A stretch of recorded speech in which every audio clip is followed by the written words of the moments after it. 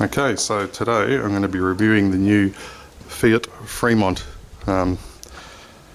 This is the top of the range lounge.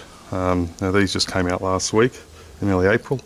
There's a few differences between the models, but I'm not going to harp too much on that because I don't know what all the differences are. However, on this one I do know 19-inch rims and chrome handles, something different, and also the roof rack, complete with the crossbar members. They're all included. So I'll just have a bit of a look around the car. The tail lights are deceptively LED, but they're not LED, I don't believe. I think they're globes. It's a nice looking car. It's big enough, that's for sure. As you can see, it's based on the Dodge Journey. I think the Dodge Journey has a nicer front grille, but it's a minor complaint. So let's have a look inside. It's all keyless entry. It comes with a fob key, which the dealer told me not to lose because they're $400 each. So basically, if I lock it first, as soon as you touch the door handle, the door opens. You can program it to open all four doors or just the driver's side door, depending on what you want to do. Now if we look at the dashboard, it's quite a nice looking dashboard, all chrome finished. All of the controls that have a rubber tactile finish, which makes it nice. And the lounge obviously comes with leather seats. So let's have a look inside.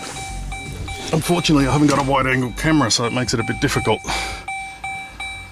So inside we've got everything. Basically 8.4-inch entertainment unit, which also does more than just the radio. It controls the seats, heated seats in both front seats, climate control, sat nav, which is based on Garmin. What else have we got? We've got obviously Bluetooth phone, which is pretty stock standard these days. So we've also got supports MP3 via USB port in the center console. The center console has a lift out, and you can probably see in there there's a USB key amongst other junk, plus a 12-volt connection for charging or whatever. The radio. Okay, the radio is an Alpine system, as you can see by the badge on the door. 8-speaker with a subwoofer. It's got ample volume. It's a nice sounding system actually. On the steering wheel we've got controls for radio and various other functions. The VR's voice recognition. Let's close the door because that'll probably interfere with it. That's kind of an annoying feature, open door alarm. So let's try this sucker out. Play the artist Pink Floyd.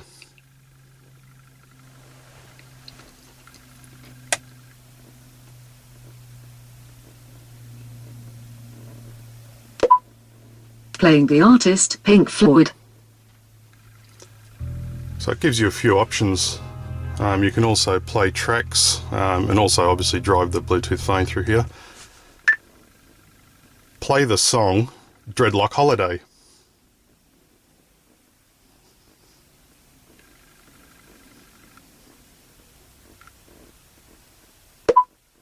Playing the song Dreadlock Holiday. Okay, so while that seems to work flawlessly here, when you're driving it's not quite as smooth as that. You often pick up the wrong artist or the wrong song, but anyway, that's enough of the head unit, my favourite part of the car. There's other controls down here, obviously, your stock standard. The car comes with stability control, ABS, 6 airbags for safety. The rear, I've got the 7-seat version, which costs $1,500 more. The rear seats I don't believe have airbags, so that's something that you miss. But something that is good is we get lights in every row, we get air conditioning controls in every row of the car, which is a nice feature. I've also got the DVD option, which is $1,500, quite expensive, but having kids, it's a nice feature, and once again that's all integrated through the radio, and that can all be completely controlled from the front. So if the kids are playing around in the back with the DVD, I can basically mute the headphones, I can lock the remote control, or I can turn the unit off so they can't play with it. Really, it's a great family car in that sense. It's got heaps of features for families. Another one is in the top here, we've got sunglass or glass holder, but you've also got a nice little mirror so you can see what's going on in the back seat, so you can yell at the kids. Also, both sun visors have illuminated mirrors, which is another nice feature of the car. What else have we got? Oh, we've also got SD card for updating the Garmin maps, but you can also run MP3 off that, and obviously your DVD slot for watching DVDs. DVDs on the screen only play, on the front screen, only play when you're not moving, so when you stop at the red light it comes on, otherwise it's off, so it's not really a good feature for the kids to watch movies, but still, it's something. The other good feature is that the DVD player, which I'll show you in a minute, actually comes with wireless headphones, 2 sets and a remote control, so you can actually listen to MP3 songs or the radio while the kids are watching a DVD in the back with headphones on, which is another great little feature for the family. So let's have a look. What else have we got here? We've got leather seats, obviously. In the front passenger seat, you've got a storage under the seat. It just flips up. Heaps of storage options. There's cup holders in every row. There's actually 4. There's 2 on the front doors and 2 in the middle. Quite a deep pocket. If I had one negative to say about the car, it's quite dark inside, so it's quite hard to find things when they're in the console pockets. We've got auto headlights as well. That's standard on the car, I think. It doesn't have auto wipers. Cruise control buttons, obviously. So the keyless entry basically works as long as you keep your foot off the brake. It just toggles between the modes, so you can see that's gone to run mode. We'll toggle it back to off, but we'll leave it on ACC for all intents and purposes. What else have we got here? So I'll just change the source. I'll run the disc, which is the DVD, assuming there's one in there, and there is. So like I said, it runs on the front screen, but only whilst you're not moving. As soon as you start moving, it doesn't work. A couple of other things with the head unit. It seems to support DVD, but not AVI, which is not a big problem, but it would have been a nice thing to have. So you can't play movies off your USB key. But like I said, it's not perfect, but it's got some other good features. One of the other great features it has is it has a built-in database, and I can't remember the name of that database, but it's in the manual. But basically it's just an internal database of hundreds and hundreds of thousands of albums. So when you pop a CD in, like that, which is Radiohead, what it does is it actually picks up the track names and the picture of the CD, which is kind of cool. So that information is not actually on that CD, it's actually in its own database. It's just detecting that disc and then looking it up and popping it up to screen. So there you go. You can see a bit of glare, the track names and the title. Oh, something I forgot to mention earlier, there's also buttons on the back of the steering wheel, which are a bit hard to see. I don't know if you can see them there. So this side's actually for, the left-hand side's for changing the songs. The right-hand side, the fingertip buttons are for the volume control. So, and they're really well placed. They just seem to sit right under your fingers. So that's another nice feature of this head unit. It can do that. It can also do voice recognition, as I showed earlier. You can also stream Bluetooth audio. That works quite well as well. I was mildly impressed with that. I was using a Samsung Galaxy S2 4G, and that just, once it connected, I pressed play on the player and it started streaming music. So it's another nice feature. Once again, you've got controls for your settings. You can, lots of settings for the car on here as well, so you can adjust light settings, entry settings, all sorts of things, turning on the heated seat as soon as you start the car, all those sorts of things, plus your audio settings, your Bluetooth settings for pairing. So yeah, it's more than just a radio, but I expect if this sucker breaks down, that's going to cost a fortune to replace, but hopefully we won't have to go there. So let's just take a bit of a look at the reverse camera. It's also got reverse sensors fitted. As you can see, it's pretty standard sort of reverse camera, but it's quite clear and it works well. That's all you can ask for. I find it actually useful because the car's quite long. Once I get it in the garage, I can pop it into reverse to make sure it's in far enough to close the door, so I find that quite a useful feature. The park assist shows you there. It actually shows which sensors are being triggered as well on the rear once you're reversing, which is also a nice added feature.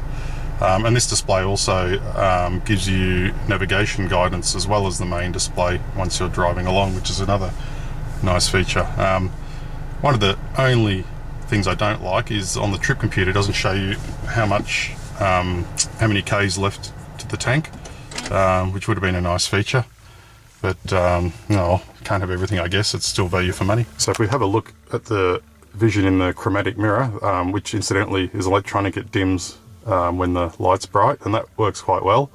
You can see there's a lot of headrest there, so it's a bit of a forest of headrest. Not great vision out the back, but what do you expect with 7 seats, you know? That's just the way it is. But fortunately you've got nice wide mirrors, which give you a good view of what's behind you. So it's not ideal, but that's the legacy of having a big car, I guess, with lots of seats. Just on the seats also, the second row seats are actually raised significantly, which is a nice feature, allows the kids to have better vision. And the third row seats are raised again. The problem with the third row seats is there's not a lot of depth for your feet. So if you're long-legged, it's not a great seating position. It's more for the kids. But these are features that make this a really good family car. Lots of little extra things you don't realise that just give it added value. A couple of things I forgot to mention there is actually heated side mirrors, and they're automatic. Well, they're electronic, but it's driven by a button. So that's a nice feature though with narrow 2-car garages in new homes. Another cool feature is the back doors, which open up, if I can get back far enough, to almost 90 degrees. So that gives you great access for the baby seat. Once again, another great family car feature. Also with the DVD, you also get RCA inputs, so if you want to plug a game in or an iPod or whatever in there, you can do that. Plus you've got another 12-volt socket here, so you've actually got 2 12-volt sockets in the front, one in the middle and also one at the rear. So 4 altogether, which is plenty. We're in the second row now. Obviously I've got a baby seat here which blocks everything, but you can see the leather seats. Something I forgot to mention, one of the safety features is active headrests in the front. Helps prevent whiplash. This is the DVD unit with air conditioning controls. You've also got the lights on the roof. In the floor, you've got storage everywhere in this car. In the floor are these little compartments. It's a bit hard to see. So you've got these compartments, one on each side, which you can put, you can actually put ice and drinks in there if you want, because it's all waterproof, and they lift out those tubs. That's the headphones that come with it, and the remote. Obviously cup holders in the door, blah blah blah. And that's basically these seats. Now they've got a lever on the side that slides them forward and drops down to give access to the back. Okay, let's have a look at the back. So this is what it looks like with the back row seats down. As you can see, it's quite a deep, large boot. What comes in the back? Okay, in the back we've got your standard lighter socket, obviously, some hanging knobs, blah blah blah. This is a torch, which is kind of cool when it works. There you go. Could be useful, I guess. You've got cargo net hooks. Cargo net comes with the car as well, and they're your cup holders for the back seat. What else we got in here? We've got a pretty cool little storage area where you can put whatever you need in there, umbrellas or whatever. Your jack is under another panel in the bottom of that, and that's the back of the car. You can actually drop those other 2 seats and have an enormous storage area if you like, but probably never use that myself, but you never know.